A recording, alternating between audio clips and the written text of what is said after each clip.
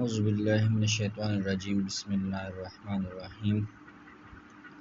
अस्सलामु अलैकुम रहमतुल्लाहि व बरकातुहू। आप देख रहे हैं AIC एरो इंटरनेशनल कंसल्टेंट।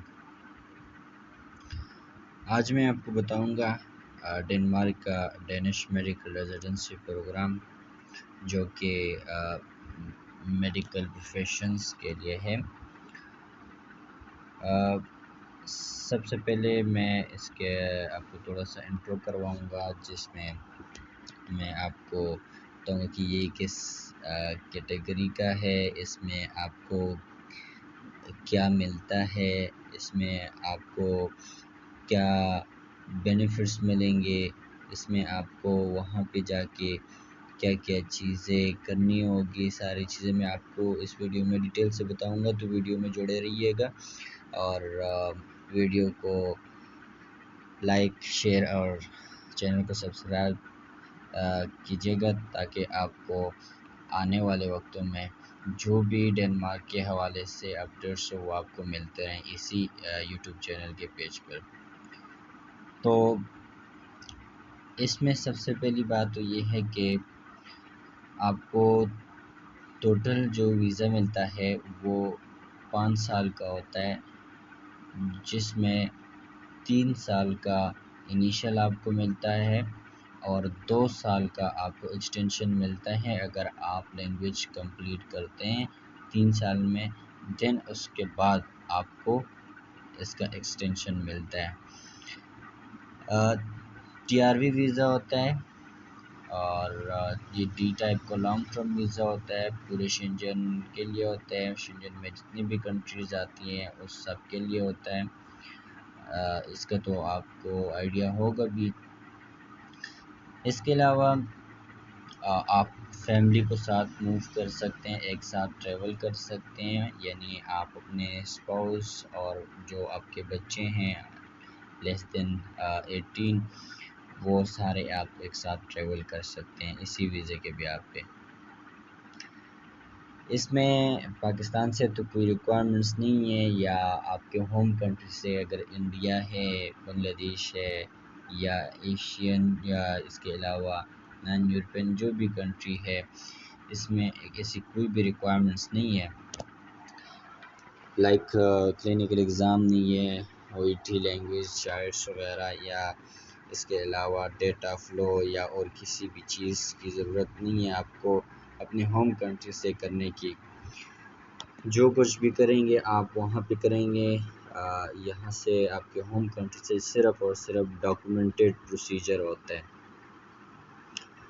इसकी जो रिक्वायरमेंट्स है, आज हम मेडिकल डॉक्टर का मैं आपको सारा गाइड करूँगा, तो मेडिकल डॉक्टर के हवाले से मैं आपको बताऊँगा कि क्या क्या रिक्वायरमेंट्स हैं आपको होम कंट्री से। इसके लिए जो मेन चीज़ें हैं वो ये है कि आपके पास लाइसेंस हो। आपका जो होम कंट्री का जो भी आपको कौंसल है, मेडिकल कौंसल है, आपके पास उसका लाइसेंस होना चाहिए।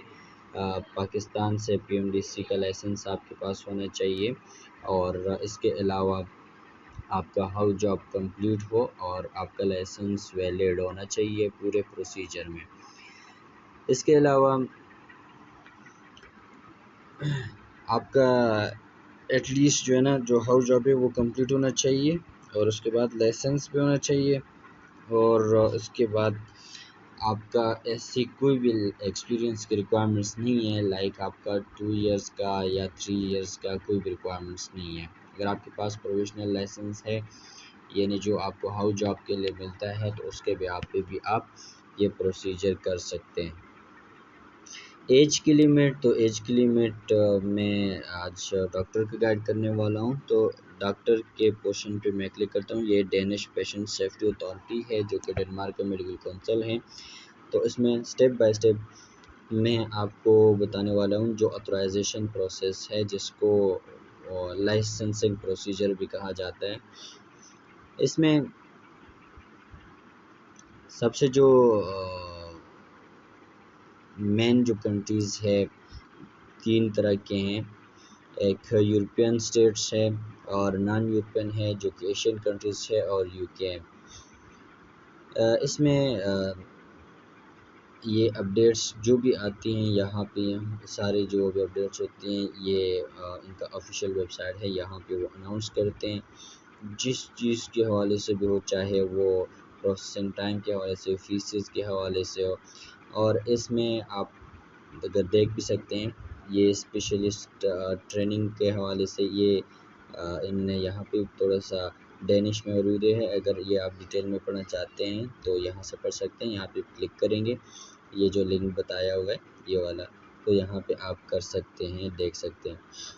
एज जो लिमिट है वो जो यूरोपियन कंट्रीज़ है, शेंजन कंट्रीज़ है या स्कैंडिनेवियन कंट्रीज़ है, वहाँ पे ऑलमोस्ट 75 ईयर्स तक है। एक डॉक्टर वहाँ पे जो प्रैक्टिस करता है वो 75 ईयर्स तक की एज तक करता है। इसके अलावा हम बात करने वाले हैं नॉन यूरोपियन कंट्रीज़ के, जो एशियन कंट्रीज़ है, चाहे वो पाकिस्तान है, इंडिया है, या इसके अलावा बांग्लादेश है, नेपाल, फिलीपींस वगैरह जो भी एशियन कंट्रीज़ है। तो मैं इसको डिटेल में जाने के लिए क्लिक करता हूँ। अच्छा, यहाँ पे ये एक नोट है जो कि special process for specifically requested, ये हेल्थ केयर प्रोफेशनल्स हैं, ये इसके थ्रू भी कर सकते हैं, लेकिन ये उन लोगों के लिए होते हैं जिनके पास अपने होम कंट्री से उन्होंने जॉब ऑफर लेटर लिया हो, तो वो इसके थ्रू अप्लाई कर सकते हैं। अच्छा, ऑथराइजेशन प्रोसीजर में ये है, पहला जो स्टेप है जो कि आपके होम कंट्री से होता है वो एप्लीकेशन एंड क्वालिफ़िकेशन अप्रूवल है। यानी आपका जो MBBS है, क्या वो आपका जो डेनमार्क का जो ऑथराइज्ड यूनिवर्सिटी है, यूनिवर्सिटी ऑफ कोपेनहेगन, क्या उसके स्टैंडर्ड के मुताबिक है, उसके मुताबिक क्रेडिट हाउस वगैरह और सारे सब्जेक्ट्स है या नहीं है। इसके भी आपका जो फिर वीज़ा होता है वो इसके भी आप पे अप्लाई होता है। इसके बाद ये मैं डिटेल से फिर आपको गाइड करूँगा कि अप्लाई कैसे किया जाता है, सारी चीज़ें कैसे किया जाते हैं। लेकिन प्रोग्राम को समझने के लिए आपने ये सारी चीज़ें डिटेल से देखनी, वीडियो को स्किप नहीं करना। वीडियो को स्किप करेंगे तो कोई भी आपको समझ नहीं आएगी इसकी। अच्छा, वहाँ पे जब आपको वीज़ा मिल जाता है, जब आप वहाँ पे मूव करते हो, उसके बाद फिर आप लैंग्वेज स्टेप होते हैं, सेकंड स्टेप होता है लैंग्वेज का, जो कि डेनिश लैंग्वेज है, लेवल 3 है। वहाँ पे जाके आपने करना होता है। और ये साल में, ये अगर आप देख सकें तो ये साल में जो है ना, ये मैं आपको हाईलाइट भी कर सकूँ तो ये आप साल में 2 बार दे सकते हैं इसका एग्ज़ाम। और ये एक होता है जी मई और जून में होते हैं, और नवंबर दिसंबर है, दिसंबर में है, नवंबर और दिसंबर में साल में 2 बार होते हैं। इसके अलावा जब आप लैंग्वेज कर लेते हैं तो उसके बाद आपका मेडिकल टेस्ट होते हैं, जो कि क्लिनिकल एग्ज़ाम भी कहते हैं। मेडिकल प्रोफेशनल्स जो है, मेडिकल प्रोफेशनल जिसको क्लिनिकल एग्ज़ाम भी कहते हैं और मेडिकल टेस्ट भी कहते हैं इसको। अच्छा, मेडिकल टेस्ट होते हैं, मेडिकल टेस्ट जो है ना 2 तरह का होता है डेनमार्क में, एक रिटन होता है, एक ओरल होते हैं। मैं अगर इसको थोड़ा सा ओपन करके दिखाऊं तो ये यहाँ पे लिखा हुआ भी है कि रिटन है और ओरल है, 2 टाइप्स का है। रिटन है जी 4 घंटे का, यहाँ पे लिखा हुआ भी है, the written test last for 4 hours and includes questions related to all medical specialties. The difficulty level of this test is equivalent to the requirements for Danish medical graduates. तो इसमें जो है ना एक 7 पॉइंट ग्रेडिंग स्केल होता है, उसके behalf पे वो क्या करते हैं, वो आपको रिजल्ट देते हैं, एग्जामिनर्स को एवेल्यूएट करता है, ठीक है। ओरल जो है, ओरल जो है ना वो 2 घंटे का होता है, जिसमें जो है ना जस्ट आपके फॉर एग्जांपल आ जाते हैं, you may be asked to demonstrate life saving skills, provide explanations and accounts of symptoms, diagnosis and treatment, यही चीज़ें होती है। और ये जो एवेल्यूएट करते हैं, इसका जो रिज़ल्ट देते हैं वो सिर्फ पास या फेल पे देते हैं। और इसके फिर अपने कौंसल्स वगैरह भी हैं, कैसे होते हैं वो सारा डिटेल में यहाँ पे लिखा हुआ है। अन रजिस्ट्रेशन और नोटिफिकेशन ऑफ इलनेस भी आप देख सकते हैं। नोटिफिकेशन ऑफ इलनेस जो है ना, इन केस आप बीमार होते हैं तो उसमें आप क्या कर सकते हैं, कैंसिलेशन करवाते हैं, कैंसिलेशन होती है तो उसमें फिर क्या होगा, वो सारी चीज़ें इसमें डिटेल में लिखी हुई भी है, तो ये यहाँ से आप पढ़ सकते हैं। अच्छा, मेडिकल एग्ज़ाम देने के बाद फिर आपका हेल्थ लीगलाइजेशन यानी जो कि एथिक्स वगैरह होते हैं वो होते हैं, और वो 3 दिन के होते हैं, और उसमें कोई एग्ज़ाम, इसमें कोई भी एग्ज़ाम वगैरह नहीं होता। इसके बाद फिर employment for adaptation and training purposes, ये इंटर्नशिप या हाउ जॉब इसे कह सकते हैं, ये पेड होते हैं और ये एटलीस्ट आपका 12 मंथ्स का होता है। इसके बाद जो है ना फिर आपको परमानेंट लाइसेंस मिल जाता है, और इससे पहले ये जब आप हेल्थ ला कर लेते हैं, इसके बाद फिर आपको लाइसेंस मिलता है, प्रोफेशनल लाइसेंस, जिसके भी आप ये इंटर्नशिप कर सकते हैं, जैसे होम कंट्री में अभी आपको मिलता होगा।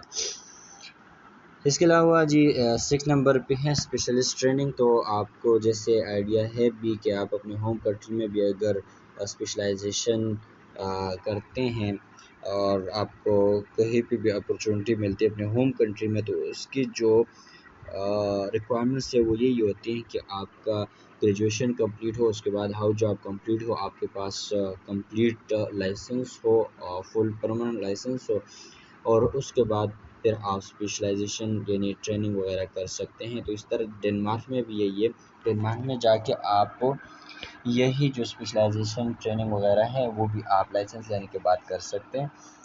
तो ये वहाँ पे जाके आप कर सकते हैं, इसीलिए इस प्रोग्राम को कहते हैं डेनिश मेडिकल रेजिडेंस परमिट कहते हैं इसको। अच्छा, तो इसके अलावा जो है प्रोसीजर है वो ये है कि जो अपने होम कंट्री से करनी है, तो उसके लिए हम क्या करेंगे, यहाँ पे क्लिक करेंगे application and approval of qualification, इस स्टेप पे क्लिक करेंगे। अच्छा, एक और चीज़, इसके जो फीसेस है वो भी मैं आपको साथ साथ बताऊंगा। अच्छा, इसी जो क्वालिफिकेशन अप्रूवल है यानी ऑथराइजेशन लेटर है, इसी के भी आप फिजिकली अप्लाई करते हैं, ठीक है। तो यहाँ पे देखें, यहाँ पे लिखा हुआ है 6 ईयर रूल। तो ये 6 ईयर रूल आपका ये होता है कि यानी कोई डॉक्टर है अगर वो सीनियर है और उनका तकरीबन 6 इयर्स का गैप है, तो उनका एटलीस्ट इन्हीं 6 इयर्स के अंदर अंदर 12 मंथ्स का फुल टाइम का एम्प्लॉयमेंट होना चाहिए इन 6 इयर्स में। तो ये आपको चाहिए होते हैं, ये वैसे होता है हर एक डॉक्टर जो है ना, जिस भी कंट्री का हो तो वो वैसे नहीं बैठा होता, वो कुछ ना कुछ कर रहा होता है, या प्राइवेट या गवर्नमेंट जॉब, कोई भी जॉब कर रहा होता है, लेकिन वो कर रहा होता है। तो ये इसकी ज़रूरत वैसे नहीं पड़ती, यहाँ पे एक्सपीरियंस लेटर एक लग जाते तो उससे ये कवर हो जाता है। अच्छा, इसके अलावा जो है ना यहाँ पे अप्लाई का बता रहे हैं कि अप्लाई कैसे किया जाता है। ये अप्लाई का ये एक तो जो है ना आपको बता रहे हैं कि क्या क्या चीज़ें हैं और कैसे कैसे होते हैं। तो submit your application and the necessary documents via the application form and pay the fee, fulfill all documentation requirements. We will only process your application once we have received all the documents from you. अच्छा, इसमें ये भी बता रहे हैं कि जी epic चाहिए होते हैं, ठीक है। एपिक जैसे कि इसी फिन जी वेरिफिकेशन से ये चाहिए होते हैं। एप्लीकेशन जो फ़ी है वो 3508 डेनिश क्रोन है, ये चाहिए होते हैं 3508 डेनिश क्रोन। ये आलमोस्ट अगर पाकिस्तानी रुपीज़ में बात की जाए तो ये तकरीबन बनते हैं आज के डेट के मुताबिक जो है तकरीबन 150 टू 160 थाउजेंड डॉलर ये इतने बनते हैं। अच्छा, तो ये जो है ना आप अपने कंट्री के करेंसी के मुताबिक आप कन्वर्ट करके देख सकते हैं गूगल से कि ये कितने बनते हैं। इसके अलावा जो है ना ये special information about credit cards, तो इसमें ये बता रहे कि जो क्रेडिट कार्ड्स होते हैं ये बेसिक एजुकेशन के कंटेंट्स लेवल्स और ड्यूरेशंस होते हैं। अगर इसमें कोई lack of clinical teaching hours होते हैं तो उसका कोई इशू नहीं है। वो वहाँ पे जब आप हाउस जॉब या इंटर्नशिप करेंगे तो वहाँ पे आप इसको कंप्लीट कर सकते हैं, इसका कोई इशू नहीं है।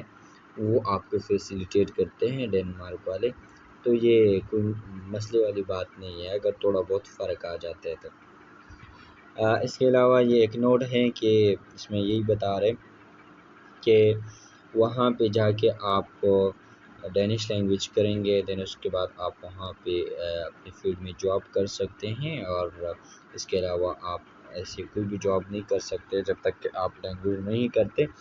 हाँ, लेकिन वो कुछ बता रहे हैं कि अगर आप इजी नहीं है वहाँ पे जॉब करना विदाउट डेनिश लैंग्वेज अपने फील्ड में, लेकिन ये एक अच्छी चीज़ है कि आप अगर जॉब करते हैं किसी भी अपने फील्ड से रिलेवेंट और एज आ असिस्टेंट तौर के पर, तो उसमें ये होता है कि आपका जो डेनिश लैंग्वेज है वो इजीली आप सीख पाएंगे और उसमें आपको आसानी होगी। इसके अलावा डॉक्यूमेंटेशन, जो डॉक्यूमेंट्स आपको रिक्वायर्ड होते हैं, जैसे कि मैंने आपको स्टार्ट में थोड़ा बहुत बताए भी है, लेकिन यहाँ पे मैं आपको फिर भी डिटेल से दिखा भी देता हूँ। Documents you need to upload. अच्छा, ये कहाँ पे अपलोड होते हैं, कैसे अपलोड होते हैं, ये मैं आपको फिर बताऊँगा आगे जब मेरी इंशाल्लाह नेक्स्ट वीडियो आएगी। उसमें सिर्फ यही होगा कि आप अप्लाई करते हैं कैसे करेंगे वो मैं आपको सारा तरतीब से तरीके से बताऊंगा। लेकिन इसमें मैं आपको जो मेन चीज़ें हैं जो कि बहुत ज़रूरी है इसको समझने के लिए, ये बहुत ज़्यादा ये समझने वाली चीज़ें, इसके अलावा आपको जो है ना समझ नहीं आएगी जब तक कि ये चीज़ें आपको पता नहीं होगी। अच्छा, सबसे पहली जो चीज़ है डॉक्यूमेंट है वो है आपका proof of your identity which must be relevant pages from your passport showing your passport number, ID number, name, date of birth, citizenship, your photo and your signature. Your information must match the information you have entered in your application. Please note this is not relevant if you have Danish MIT ID. तो ये जो है ना आपका या तो आपका जो नेशनल आइडेंटिटी कार्ड है वो होना चाहिए या इसके अलावा आपका पासपोर्ट होना चाहिए। इन दोनों में से कोई भी एक डॉक्यूमेंट आपका होना चाहिए। दूसरे जो डॉक्यूमेंट हैं वो है नेम चेंज सर्टिफिकेट। अगर आपका नाम चेंज है या आप पहले नाम कुछ और था और बाद में आपने चेंज किया डॉक्यूमेंट्स के ऊपर, तो उसमें जो है ना आप क्या करेंगे, या तो आप जो है ना नेम चेंज सर्टिफिकेट लगाएंगे या मैरिज सर्टिफिकेट लगाएंगे अगर आप मैरिड है। तीसरे नंबर पे हैं जी कुरिकुलम। ये कुरिकुलम आपका सिंपल कुरिकुलम होना चाहिए, कोई आपका ये नहीं है कि लंबी चौड़ी आपकी जो है ना कुरिकुलम होनी चाहिए। रिज्यूम, जिसे रिज्यूम भी कहते हैं। तो कुरिकुलम जो है ना, एक तो कुरिकुलम सिलेबस होते हैं, एक सीवी है, ठीक है। तो ये सीवी का बता रहे हैं, रिज्यूम का बता रहे हैं। इसमें बस सिंपल आपका इंट्रो हो, आपका डाटा हो, इसके अलावा आपका क्वालिफ़िकेशन मेंशन हो, एक्सपीरियंस यानी हाउस जॉब वगैरह और एक्सपीरियंस जो आपका रेलेवेंट हो वो मेंशन हो, और कोई सर्टिफिकेशन है आपके पास स्पेसिफिक जो कि इसकी नीड हो तो वो आप इसे, अदरवाइज़ सिर्फ आपका बायोडाटा, एजुकेशन और आपका एक्सपीरियंस, ये तीन चीज़ें मेंशन होना चाहिए। तो यही बस काफ़ी होता है। इसमें ये होता है कि चलो आपको बाद में जस्टिफिकेशन देने की ज़्यादा ज़रूरत नहीं पड़ती। अच्छा, फोर्थ नंबर पे हैं जी, if you have completed your basic education more than 6 years prior your application for Danish authorization we need documentation of work experience, जो कि मैंने सबसे टॉप पर बताया था 6 ईयर रूल का। कि आपका अगर 6 ईयर्स का गैप है तो आपका उसमें एटलीस्ट 12 मंथ्स का यानी 1 ईयर का फुल टाइम का एम्प्लॉयमेंट होना चाहिए और अपने प्रोफेशन से रेलिवेंट होना चाहिए, जो कि हर डॉक्टर के पास ऑलमोस्ट होता है। इसके अलावा 5 नंबर पे हैं सप्लीमेंट्री डॉक्यूमेंटेशन फॉर्मलाइज, यानी पोस्ट ग्रेजुएशन अगर किसी ने स्पेशलाइजेशन की हुई है equivalent to a Danish diploma program 1 year, ठीक है, यानी स्पेशलाइजेशन अगर किसी ने की है और इफ़ एनी अगर है तो वो भी लगा सकते हैं। 6 नंबर पे सप्लीमेंट्री डॉक्यूमेंटेशन और additional information if any that is pertinent to the assessing of your formal qualification अगर कोई रेलेवेंट है। 7वें नंबर पे है जो you must submit a power of attorney if another person is handling your application. अच्छा, इसमें अगर आप बनाना चाहते हैं तो बना सकते हैं, और अगर नहीं बनाना चाहते तो कोई ज़रूरी नहीं है, लेकिन अगर आप कराना चाहते हैं किसी और पर्सन को, आप अटर्नी देते हैं कि वो आपके केस को हैंडल करते हैं, आप खुद नहीं करते हैं, तो तब जाके ये पावर ऑफ अटर्नी लगती है। ठीक है, ये कहाँ पे लगती है, कैसे लगती है, ये यहाँ से आपको ये PDF मिल जाएगा। ये यूज़ पावर ऑफ अटर्नी जो कि इनके ऑफिशियल पावर ऑफ अटर्नी का एक फॉर्मेट है। इसको ओपन करेंगे, PDF डाउनलोड करेंगे, फिल करेंगे, तो वो भी आप साथ लगा सकते हैं अगर कोई और पर्सन आपका केस देख रहा है। इसके अलावा जी फॉर्मल डॉक्यूमेंट्स हैं, मैं ये भी आपको बताता हूँ, your documentation must be uploaded in color and good quality and the documents have to be fully visible and readable।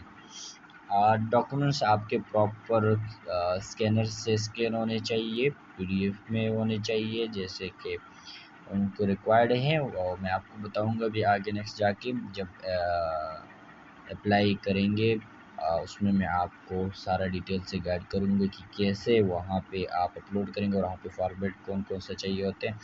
तो वहाँ बस क्लियर होने चाहिए, और मोबाइल से स्कैनिंग या पिक्चर वगैरह वो इसमें नहीं चलेगा, तो वो नहीं लगाने, अदरवाइज़ वो एक्सेप्ट नहीं करेंगे। इसके अलावा जी ट्रांसलेशन है, आपकी डिग्री ट्रांसक्रिप्ट या कोई भी जो है ना डॉक्यूमेंट्स अगर वो किसी और लैंग्वेज में है, उससे हट के है, तो उसको आप इंग्लिश, नॉर्वेजियन या स्वीडिश लैंग्वेज में वो आप ट्रांसलेट करेंगे, देन उसके बाद आप लगाएंगे, अदरवाइज़ वो इसको एक्सेप्ट नहीं करेंगे। और प्रॉपर जो है वो उनका एक सर्टिफाइड ट्रांसलेटर होना चाहिए। The university or authority that issue the document certified translator से होना चाहिए, जो कि मुख्तलिफ होते हैं। अगर किसी को चाहिए हो या किसी को इंफॉर्मेशन इस हवाले से चाहिए हो तो वो फिर मुझे कमेंट में बता दीजिएगा, कोई मुश्किल वाली बात नहीं है। मैं आपको इंशाल्लाह मैं उसके हवाले से भी फिर एक वीडियो बना दूंगा, या मैं आपको डायरेक्टली जो है ना गाइड कर लूँगा, और मैं एक ईमेल भी दे देता हूँ। अगर किसी को कोई इन्फॉर्मेशन चाहिए हो तो मुझे ईमेल कर सकते हैं, कांटेक्ट कर सकते हैं, मैं गाइड कर दिया करूँगा, कोई मसले वाली बात नहीं। इसके अलावा जी पावर ऑफ अटर्नी है, जो कि पहले ऊपर मैंने गाइड कर भी दिया था। लास्ट में सबसे जो मेन चीज़ है जो कि ये प्रायोरिटी में होता है, इसके बगैर आपका एप्लीकेशन वो प्रोसेस नहीं होता, तो you have to create an EPIC account and send us reports. ये ECFMG के ऊपर आपका, जैसे कि USMLE के लिए आप डॉक्यूमेंट वेरीफाइड करवाते हैं, UK के लिए करवाते हैं, प्लेब कराते हैं, या आयरलैंड आयरिश मेडिकल काउंसिल के लिए कराते हैं, तो इसमें 3 डॉक्यूमेंट चाहिए होते हैं। वैसे तो एपिक में आप जो जो डॉक्यूमेंट्स करवाना चाहें तो उन्होंने कंप्लीट डिटेल दी हुई है यहाँ पे, इसको आप डिटेल से पढ़ भी सकते हैं। और इस वाले से भी अगर किसी को इन्फॉर्मेशन चाहिए हो तो मुझे कमेंट कर सकता है, मैं उसको डिटेल जो है ना मैं वीडियो शेयर कर दूंगा इस हवाले से, और मैं वीडियो बना के भेज भी दूंगा, ईमेल भी कर दूंगा, या मैं वीडियो बना के जो है ना अगर ज़्यादा कमेंट्स हुए तो मैं ज़रूर इंशाल्लाह इस हवाले से वीडियो बना लूँ कि एपिक कैसे होते हैं, कौन कौन से डॉक्यूमेंट्स होते हैं इसमें, ठीक है, तो वो मैं सारा कर लूँ, कोई मसले वाली बात नहीं है ये भी। इसमें 3 डॉक्यूमेंट्स वेरीफाइड होते हैं जो डेनमार्क के लिए चाहिए होते हैं, डिग्री, ट्रांसक्रिप्ट और जो आपके होम कंट्री का लाइसेंस है।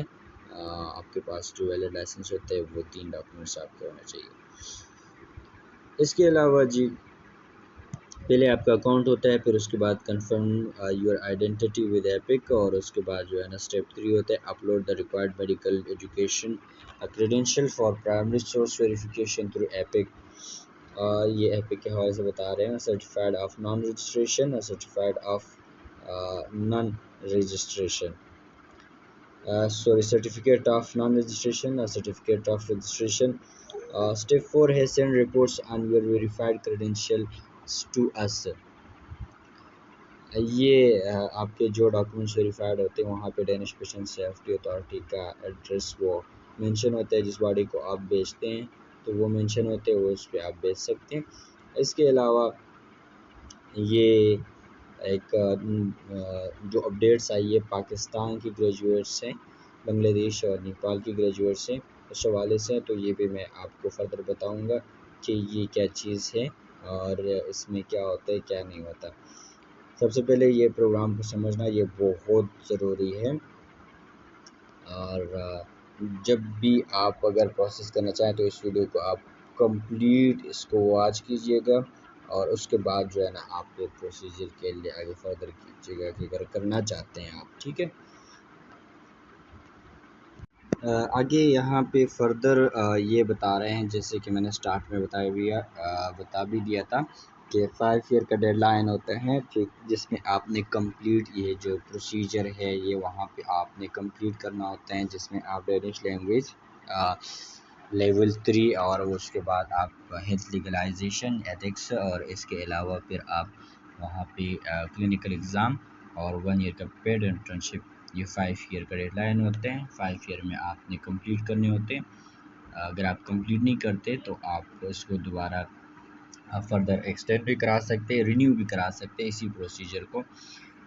यहाँ पे बता रहे हैं एप्लीकेशन प्रोसेसिंग टाइम कि जब आप एप्लीकेशन सबमिट करते हैं तो कितना टाइम लगता है। We process application in the order in which they are received. Currently, we are processing application received in January 2025. In assessment of an application begins when the fee is paid. ये बता रहे हैं कि अभी जो हम एप्लीकेशन प्रोसेस कर रहे हैं वो 2025 जन में जिसने अप्लाई किया तो उनको अब अभी प्रोसेस कर रहे हैं और उनको अप्रूवल्स दे रहे हैं, ऑथराइजेशंस दे रहे हैं। इनका जो प्रोसेसिंग टाइम है वो भी नीचे यहाँ पे मेंशन है, मैं हाईलाइट कर भी देता हूँ कि we expect your application to be proceed within approximately 7 months from receipt of your application। ठीक है, जब आप एप्लीकेशन सबमिट करते हैं, पेमेंट कर देते हैं, उसके बाद 7 मंथ्स तकरीबन इसके अंदर अंदर ये क्या करते हैं कि आपको प्रोसेस करते हैं। और इसमें एक और चीज़ भी है कि वहाँ पे अगर कोई पर्सन मौजूद है और उनके पास जैसे कि इन्होंने 5 ईयर का डेडलाइन दिया हुआ है और कोई गया हुआ है 5 ईयर में उन्होंने नहीं कंप्लीट किया, तो वो क्या कर सकते हैं कि वो ऑलमोस्ट ज़्यादा से ज़्यादा तकरीबन 4 वीक्स के अंदर अंदर भी वो वहाँ पे रिन्यू करा सकते हैं, जिसके पास अगर डेनिश रेजिडेंस कार्ड है और वो वहाँ पे वैलिड भी है और एक लीगल वहाँ पे स्टे कर रहे हैं डेनमार्क में, अगर कोई प्रेजेंट है और रेजिडेंस कार्ड है और वहाँ पे मौजूद है तो तब जाके ये उनके लिए है। उनका मैक्सिमम अप्रॉक्स 4 वीक्स के अंदर अंदर वो क्या कर देते हैं, वो रिन्यू भी कर देते हैं। बाकी इसके हवाले से अप्लाई कैसे होते हैं और सारी चीज़ें मैं इंशाल्लाह आपको ये मैं एक नेक्स्ट जो है ना वीडियो में बनाऊंगा इसी हवाले से। तो उसके लिए आपने क्या करना है, चैनल को सब्सक्राइब करना है, वीडियो को कंप्लीट वॉच कीजिएगा और ताकि आपको यही कंप्लीट्स जो है ना आपको डिटेल मिलते रहें और डेनमार्क के हवाले से जो भी अपडेट्स हो वो सारे आपको मिलते रहें। किसी का कोई भी अगर कंसर्न्स हो, कोई भी चीज़ पूछनी हो तो उस हवाले से वो कमेंट्स कर सकते हैं और मुझे टैग कर सकते हैं, मुझे ईमेल भी कर सकते हैं, मैं ईमेल भी मेंशन कर देता हूँ। डायरेक्टली मुझे कर सकते हैं, मैं जो भी हेल्प आउट हुआ मैं इंशाल्लाह करूँगा। मेरे जितने भी सब्सक्राइबर हैं उन सबको मैं करूँगा इंशाल्लाह। ठीक है, तो इंशाल्लाह मिलते हैं नेक्स्ट वीडियो में। अल्लाह हाफ़िज़।